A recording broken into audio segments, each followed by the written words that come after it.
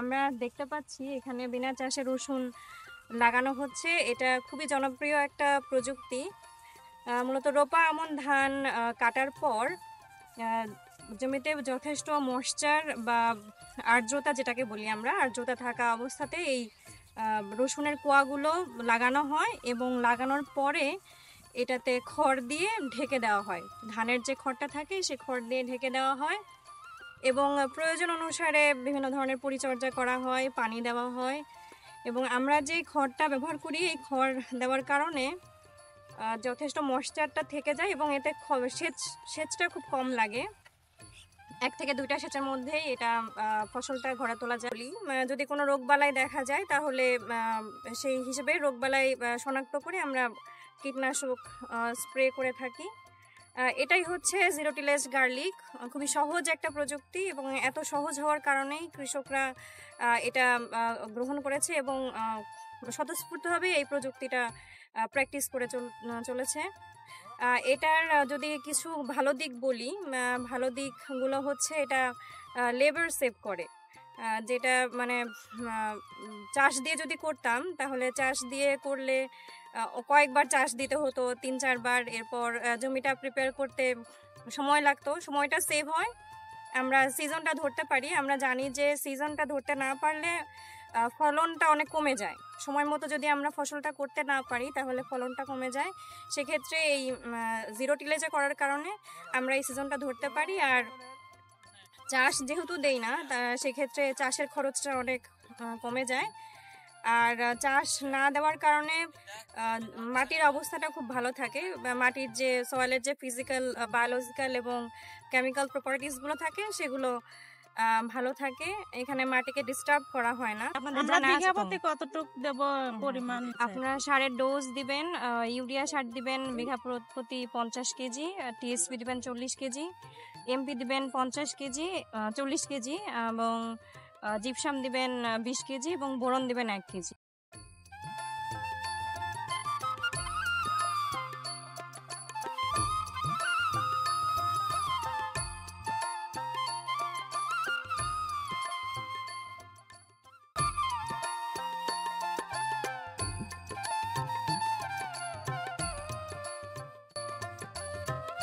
এটাই যে এরকম দেখা যাচ্ছে, এটার কি কারণ আপনার জানা আছে যে এটার এই আগা মরা এরকম কেন হয়? পচন লাগিয়ে আসে, এবার আমরা আগা বুঝি যে আচ্ছা। আগা পচন হয়ে আসে, পচন লাগে। এই জন্য আমরা এগুলো ব্যবহার করলে পরে একটু উপকার পাওয়া যায়। এটা কতদিন এরকম দেখা যায় যে এটা কতদিন বয়স হলে, চারার বয়স কতদিন হলে এরকম হতে পারে? কেমনে কেমনে বয়স যখন ধান যে 1 মাস থেকে 1 মাসের বেশি হতে হতেই এরকম হয়ে আসে, আগা মরে যায়। আগা মরতে থাকে। এটার জন্য ফলন কমে যায় না? না, এটার জন্য ফলন কমে না। এদের হলে পারে ফলন বাড়তি হয়। দেখা যায় যে কত গাছগুলি হয়ে আসলে পারে ফলন বাড়তি হয়।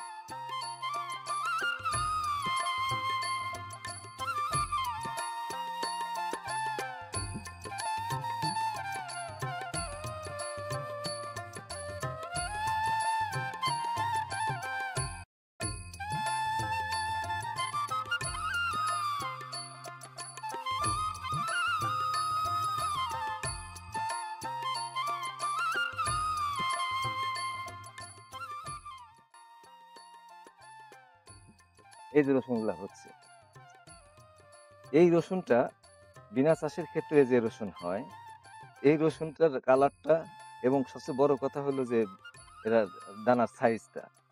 যখন এই বিনা চাষে করা হয় তখন দেখা যায় যে এক গোলে রসুন, বা স্থানীয় ভাষায় বলে এক গোলে রসুন, মানে এক দানার রসুন, একটা কম্প্যাক্ট রসুন হয়। অথবা যদি বিভিন্ন কোয়া যদি বেশিও থাকে, খুব টাইট হয়ে থাকে। কিন্তু চাষের জমি যদি হয় সেখানে দেখা যায় যে এই কোয়াগুলো একটু ছড়ানো অবস্থায় থাকে। আর এটার রংটাও কিন্তু ভালো। যখন বিনা চাষে করা হয় রসুনটা কিন্তু একটু উপরে থাকে, যার ফলে এটা মাটির ছায়া কম যায়, যার ফলে এর কালারটা খুব ধবধবে সাদা হয়। কোয়াটা কম্প্যাক্ট টাইট থাকে, পাশাপাশি ধবধবে সাদা হওয়ার কারণে এটা বাজার মূল্য বেড়ে যায়। আর সবচেয়ে বড় কথা হলো আমাদের যে অবসর সময় মহিলাদের যে কর্মসংস্থান একটা বড় সুযোগ এখন তৈরি হচ্ছে। তারা লাগাতে গিয়ে যে কর্মসংস্থান হচ্ছে, তারপরে তারা আবার সংগ্রহের সময় কিন্তু এই মহিলারাই কিন্তু মূলত রসুন সংগ্রহ করে থাকে। এতে করে দেখা যাচ্ছে যে মহিলাদের বাড়তি আয় হচ্ছে। তারা এই বাড়তি আয়টা অনেক সময় দেখা যায় তাদের সন্তানের লেখাপড়ার ক্ষেত্রে একটু পুষ্টিকর খাবার বেশি দিতে চাবে, স্বামীর কাছে চাবে, অনেক সময় স্বামীর মেজাজ মজা ভালো থাকে না, হয় না, দিতে পারে না। কিন্তু যখন তার মহিলার হাতে 2টা পয়সা থাকে, সে তার সন্তানকে একটা পুষ্টিকর খাবার দিতে পারে।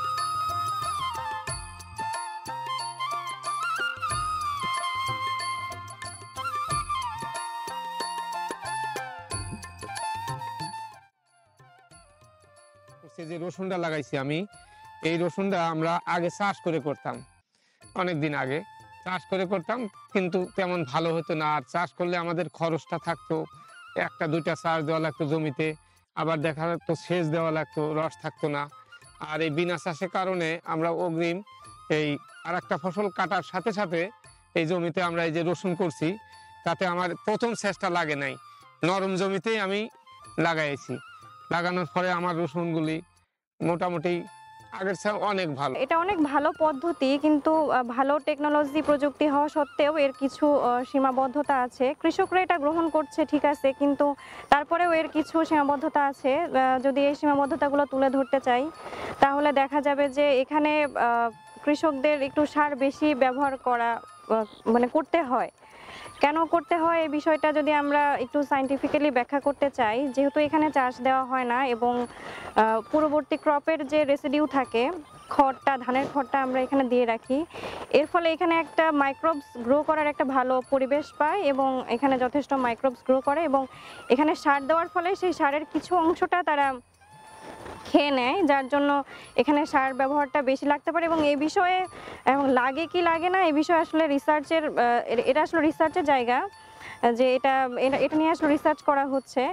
আরও কিছু সীমাবদ্ধতা আছে, যেটা হচ্ছে মানে কৃষকদের প্রশিক্ষণের অভাব আছে। কৃষকরা যদি আর একটু প্রশিক্ষণ পায়, তাহলে দেখা যাবে যে তারা এটা আরও ভালো যত্ন করে আরও ভালো ফসল ফলাতে পারে।